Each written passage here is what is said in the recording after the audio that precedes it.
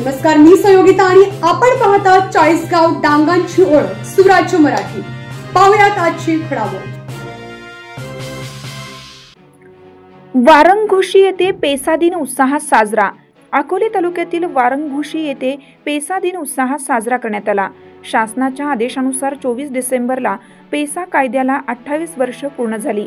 त्या अनुषंगाने पेसा दिन जिल्हा परिषद प्राथमिक शाळा वारंगघोशी येथे साजरा करण्यात आला।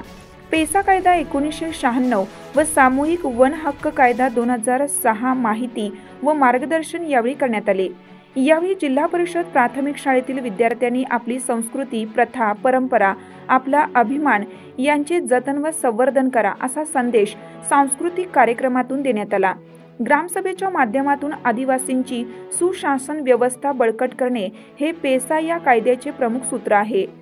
या कायद्यान्वये अनुसूचित क्षेत्रातील ग्रामसभेत अनुसूचित क्षेत्र बाहेर ग्रामसभेपेक्षा ग्रामपंचायत अधिनियम 1958 याचे विशेष अधिकार देण्यात आले।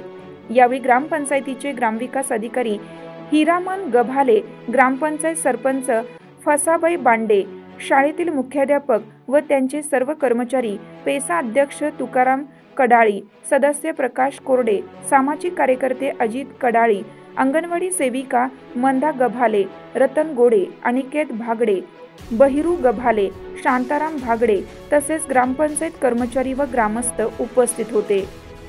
एकदरे प्रतिनिधी बाजीराव भांगरे। आपल्या सुराज्य मराठीच्या YouTube चॅनलला सबस्क्राइब करायला विसरू नका।